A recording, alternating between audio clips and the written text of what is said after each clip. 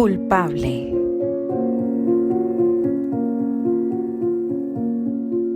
Sospechosa, segunda parte.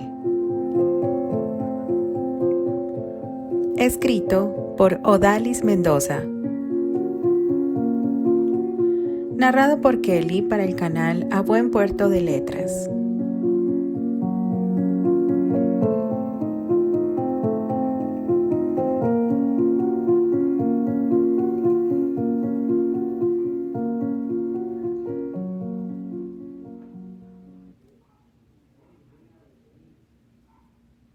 Capítulo 10. Al retirarse la inoportuna Clara Thompson de la residencia Arley, Sarah y Emilia Elroy se dirigieron a la biblioteca, pues necesitaban algo de privacidad para intercambiar impresiones de aquella visita. Supongo que usted y el tío William conocen a nuestros nuevos amigos, ¿no es cierto, tía? Supones mal, Sarah. Yo solo los he recibido por complacer a William. Se preocupa mucho por mí, así que debo agradecer todos los detalles que tiene para con mi persona. Pero entonces, ¿usted no tiene idea de con quién hemos estado compartiendo esta tarde y aquí en la mansión? Preguntó escandalizada. Claro que sé quiénes son. William me ha contado de ellos. No tienes que exagerar, Sarah. Ella me parece una joven inteligente y de muy buenas maneras, aunque juraría que quizás la conozco de algún evento. En cuanto a su esposo, sé que tiene abolengo. Sin embargo, ha amasado su propia fortuna, la cual no es nada despreciable. William está evaluando ciertos movimientos comerciales con él y yo confío en el buen criterio de mi sobrino. Como familia nos vendrían bien nuevas inversiones. La crisis financiera nos afectó a todos, sobre todo a los Ligan. Así es, pero no hubiese sido de esa manera para ustedes si tus hijos no hubiesen caído en esa extraña obsesión por dañar a Candice. Estoy segura de que William jamás hubiesen permitido que Neil cometiera tantos errores en los negocios, o si Elisa no hubiese caído en esa cárcel, hubiésemos podido conseguir un adinerado marido para ella. Pero su testarudez la llevó hasta allí. Los criaste muy mal, Sarah. Fueron tan obcecados y yo no pude hacer nada para salvarlos. Racionalizaba a Elroy con verdadera tristeza. ¿En qué momento cambió su manera de pensar, tía? Cuestionaba ofuscada la madre de esas dos joyas. ¿Sabes que desde que llegó esa huérfana a nuestra familia comenzaron las desgracias para todos? Anthony... Silencio. No menciones la memoria de mi Anthony. Yo debía haber hecho mucho más para corregir a tus hijos. Ahora, después de tanto tiempo, lo entiendo. Y no dejaré que uses la memoria de mi adorado Anthony para manipularme, Sarah. Te lo advierto. Lo lamento, tía. No quise... Bajaba la cabeza la madura mujer, sabiendo que, aunque frágil, aquella anciana frente de ella seguía siendo la poderosa Emilia Elroy, y reconocía que no estaba en posición de molestarle. Al contrario, el futuro de su familia seguía estando en manos de la anciana. Por favor, retírate y ordena los preparativos para recibir mañana a nuestros nuevos huéspedes. Ya escuchaste a William. Muy a mi pesar, le pediré a los Thompson que nos honren con su visita. Así que te encargo suma discreción. No quiero ningún otro inconveniente en los próximos días. Sí, tía, lo que usted ordene. Sarah se retiraba de muy mal humor. No le gustaba para nada que aquella recién vestida de Clara Thompson estuviese merodeando por los alrededores. Casi era la hora de la cena y su esposo de mentiras seguía sin aparecer. Así que Clara decidió bajar a departir un poco con los demás huéspedes del hotel. Quizás alguna pista surgiría. No podía desperdiciar el valioso tiempo. Se había corrido la voz de que ella y su esposo eran acaudalados comerciantes que estaban haciendo negocios con los Arley. Clara, una linda dama de sociedad con finos modales, que se había casado con un hombre mayor, cuyas cortesías evidenciaban su condición de nouveau riche, aunque eso no le restaba astucia y carisma, por lo que comentaban los caballeros. Por lo tanto, la fina sociedad de Chicago tenía sus reservas y eso se notaba en las miradas que las damas le lanzaban a la señora Thompson, cosa que no pasó desapercibido para ella. Algunos interesados en realizar tratos con su esposo se le acercaron, pero ella no se encontraba de humor para seguir entre temas vacíos. Ya tuvo demasiadas cortesías con las Arley y necesitaba avanzar con su investigación. Un mayordomo le anunció que preguntaban por su esposo o ella en el lobby. Dio gracias a la diosa del espionaje por haberla escuchado. Esa diosa, sin duda alguna, debía ser una muy parecida a su admirada Mata Hari, de quien leyó incontables veces durante su carrera de periodismo. Sin demorar se presentó donde era requerida y su sorpresa fue mayúscula al percatarse de que se trataba de 4 niños cuyas edades oscilaban entre 6 y 10 años. Por sus ropas desgastadas y caras sucias, parecían pilluelos callejeros y eso le agradó.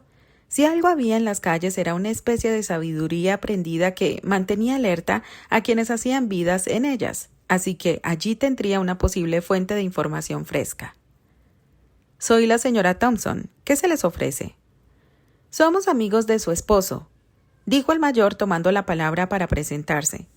Yo soy Fred, él es mi hermano Ben, mi amigo Charlie y el pequeño es el Roto. Bueno, en realidad no somos amigos, trabajamos para el señor Thompson. Aclaró lo último cuando notó que Clara elevaba una ceja con suspicacia. Es un gusto, jóvenes.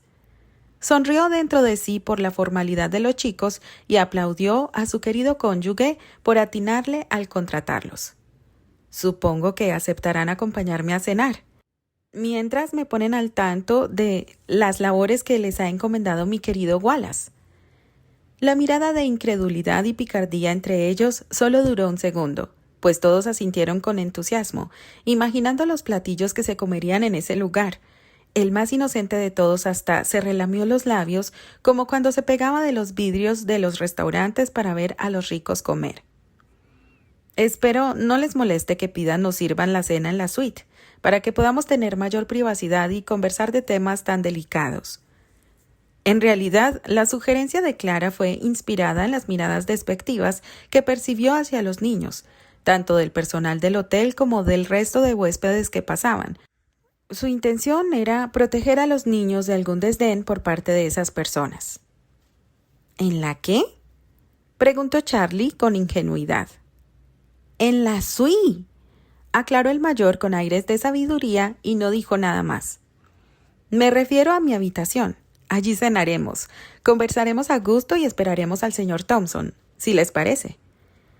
Todos asintieron esta vez más convencidos y 30 minutos después tenían frente a ellos todo un banquete. Clara miró con extrema ternura los intentos de los chicos por controlar los cubiertos y apreció sus esfuerzos para dejar en ella una buena impresión, así que sonrió y tomó una pierna de pollo con las manos, comenzando a comer despreocupadamente. De nueva cuenta la mirada entre los 4 y se abalanzaron sobre sus platos, dejando los aburridos cubiertos de lado. Victoria estaba disfrutando la compañía y entendiendo cómo se comunicaban entre ellos sin palabras, cuando el mayor comenzó su reporte. Su esposo nos pidió que le informáramos de cualquier movimiento o persona extraña que viéramos en la ciudad, y hasta nos dio 5 monedas. Así que hemos estado siguiendo a la gente que nos parece sospechosa. Continúa, lo alentó la dama. Al principio perdimos mucho tiempo siguiendo al señor Giddings. Siempre nos ha parecido sospechoso su acento extraño, pero no hizo nada fuera de lo común. Solo se escabulle de su esposa de vez en cuando para irse al bar. Pero luego allí en el bar vimos a un hombre pequeño que no es de por acá. Nos escurrimos debajo de las mesas para que no nos vieran y supimos que buscaba una clínica. Cuando el cantinero le preguntó que si necesitaba un médico, dijo que él era doctor. Y entonces recordamos al tipo gigante de la cascada. Espera. ¿A qué tipo gigante te refieres? Al que le contamos a su esposo, uno que casi nos atrapó cerca del riachuelo y llevaba una bata blanca, así como de doctor. Victoria escuchaba con atención. De seguro, a esos hallazgos se refería Terry. Pues decidimos seguirlo y entró a la biblioteca. Estuvo un rato allí y se llevó unos libros de medicina. Lo sabemos porque le preguntamos a la bibliotecaria y entonces vimos cómo fue a la clínica y se coló allí. Luego, cuando salimos, pudimos notar que dentro de su saco llevaba algunas cosas ocultas y entonces decidimos hacer nuestra rutina de distracción, dijo orgullosamente mientras todos se miraban otra vez con picardía. Mientras Ben y yo corremos a su alrededor para distraerlo, el Roto se coloca al frente para hacerlo caer. Entonces, cuando está en el suelo, Charlie lo ayuda a pararse y limpiarse para así nosotros poder tomar algunas de sus pertenencias. ¿Pudieron averiguar qué se llevó del hospital? No, señora, no sabemos leer. Por eso le trajimos una de las inyecciones y esta caja que se les cayó. Le explicó colocando esos objetos sobre la mesa. De inmediato Victoria tomó el material y trató de leerlo. Sin embargo, era poco lo que entendía del tema. Cloruro de etilo, si mal no recordaba, era un tipo de anestesia que se le suministraban a los soldados en la Primera Guerra y otra cosa que no pudo entender. La periodista necesitaba atar cabos. Dos tipos extraños, aparentemente doctores, que robaban medicamentos y merodeaban por la zona. No le parecía tan ajeno al tema de Lisa. Después de todo, ella habría salido de la cárcel en una ambulancia con algún tipo de padecimiento de salud. Sin duda aquello podría ser una pista. ¿Saben a dónde se fue el hombre? Lo seguimos a donde pudimos a las afueras de la ciudad. Se subió a un carruaje pequeño que él mismo conducía. Luego de eso, Victoria compartió mucho más con los chicos, hasta que se percató de la hora tan avanzada de la noche y comenzó a preocuparse por su esposo de mentiras, quien aún no llegaba. La tarde para los tres hombres no había sido tan placentera. Realizaron el recorrido tal como lo planteó Albert, a caballo hasta llegar casi al río. La vegetación estaba más densa de lo normal, pero continuaron caminando de manera sigilosa. Llegando al estanque que mencionaron los niños, se dedicaron a buscar huellas y esa era materia que el patriarca conocía mejor. En aquella zona solía permanecer en su juventud, rastreaba los animales y disfrutaba de la naturaleza, por lo que ahora era momento de recordar lo aprendido. Después de recorrer el cauce por muchos metros, encontró unos troncos juntados como al descuido, y no hubiese sido extraño de no haber tenido varias ramas recién cortadas encima de ellos. Por lo general, la vegetación muerta se desprende y causa estos pequeños diques en las orillas. Pero aquellas ramas al otro lado se ven frescas. Acerquémonos. Usando un pase más angosto que se distinguía a pocos metros, intentarían cruzar. No obstante, Archie, que se había quedado en la orilla inicial, comenzó a hacerle sonidos de pájaros mientras se agachaba. Terry, con su mano en la espalda de Albert, le indicó que se ocultase tras las rocas. Era evidente que algo estaba ocurriendo y debían ser precavidos. Luego de 2 o 3 minutos, cuando ya Terry estaba perdiendo la paciencia, algo apareció. Era el hombre grande. Cargaba un costal sobre su hombro, el cual, sin ningún tipo de esfuerzo, arrojó en la parte más honda del estanque. Comprendieron al verlo por qué los niños lo habían confundido con un gigante. Además de alto, el tipo era muy corpulento, con una complexión física impresionante, incluso para los más de 1,80 metros de Terry y Albert. La distancia no les permitió detallar sus rasgos faciales, pero se adivinaban algo deformes. Caminaba pesadamente y le observaron mientras quitaba las ramas encima de los troncos y se llevaba una canasta. Sin darle tiempo a que los otros dos le prohibieran algo, Archie tomó una estúpida decisión y sin perder tiempo cruzó a nado el río para seguirlo. Sus compañeros apresuraron el paso, pero correr con el agua casi a la cadera no les permitió avanzar con velocidad. Aunque se adentraron en el bosque, no pudieron localizarlos. No había tomado el sendero regular y en su intento deambularon por algún tiempo sin un rumbo cierto. Albert decidió que debían volver al río por si Archie regresaba, y al llegar allí vio cómo Terry se despojaba de su saco, chaleco y zapatos para arrojarse al sitio donde cayó aquel bulto. Maldijo para sí. Todo aquello se estaba saliendo de control y ahora 2 miembros más de su familia estaban en peligro. Con la mano se llevó el cabello hacia atrás, tratando de decidir si lanzarse tras Terry o confiar que saldrían pronto. El agua, moviéndose con mayor intensidad, le indicó que estaba por emerger.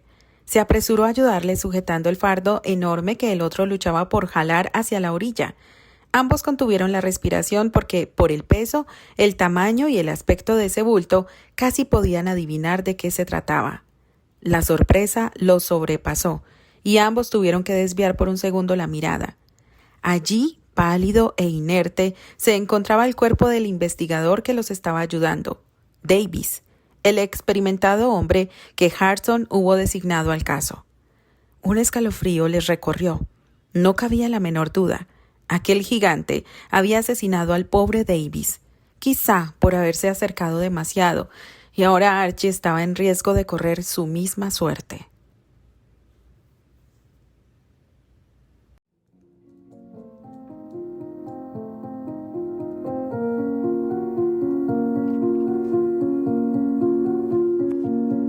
continuará.